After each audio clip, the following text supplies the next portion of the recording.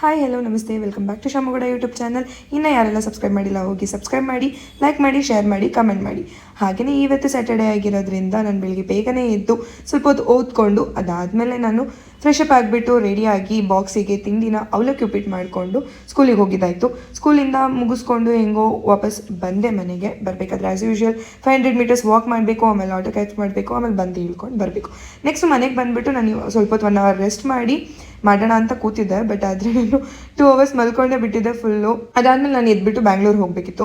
So Bangalore ಹೋಗಿ ಗೊತ್ತಲ್ಲ, ನನ್ನ ಬೆಸ್ಟ್ ಫ್ರೆಂಡ್ ಬರ್ಡೇ ಇತ್ತು ಲೈಕ್ 3 days ಬ್ಯಾಕ್. ಬಟ್ ನಾನು ಹೋಗಿ ಅವಳನ್ನ ನೋಡೋಕ್ಕಾಗಿರಲಿಲ್ಲ ಅಥವಾ ಸಿಗೋಕ್ಕೂ ಆಗಿರಲಿಲ್ಲ. ಆ್ಯಂಡ್ ಅದಕ್ಕೋಸ್ಕರ ಇವತ್ತು ಹೋಗೋಣ ಅಂತ ಹೇಳಿ ಹೋಗಿದ್ದಾಯಿತು. ಸೊ ಹೋಗೋಕ್ಕೆ ಆ್ಯಸ್ ಯೂಶ್ವಲ್ ಬ್ಯಾಂಗ್ಳೂರ್ಗೆ ಹೋಗಿದ ತಕ್ಷಣ ಬಸ್ಸಲ್ಲಂತೂ ಹೋಗೋಕ್ಕಾಗಲ್ಲ ಆ ಟ್ರಾಫಿಕ್ಕಿಂದ.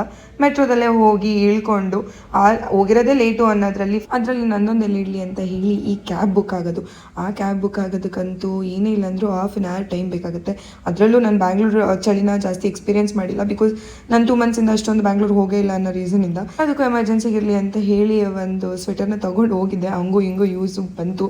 ಕ್ಯಾಬ್ ಬರೋವರೆಗೆ ವೆಯ್ಟ್ ಮಾಡಿಬಿಟ್ಟು ಕ್ಯಾಬ್ ಎತ್ಕೊಂಡು ಹೋಗಿ ಅವರು ರೂಮಿಗೆ ಹೋದ್ಮೇಲೆ ಫ್ರೆಶ್ ಅಪ್ ಆಗಿಬಿಟ್ಟು ಅವಳು ಕುಕ್ ಮಾಡಿಕೊಟ್ಲು, ನಾನು ತಿಂದೆ. ಇಷ್ಟು ದಿನ ಯಾವಾಗಲೂ ನಾನು ಕುಕ್ ಮಾಡಿಕೊಡ್ತಿದ್ದೆ ಎಲ್ಲರಿಗೂ. ಸೊ ದಟ್ ಯಾರಾದರೂ ನಮಗೆ ಕುಕ್ ಮಾಡಿಕೊಡ್ತಾರೆ ಅಂತ ಅಂದಾಗ it's A kind of happiness ಅಂತಲೇ ಹೇಳ್ಬೋದು.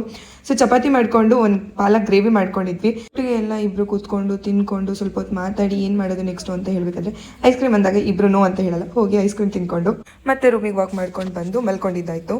Thank you for watching. Bye, take care.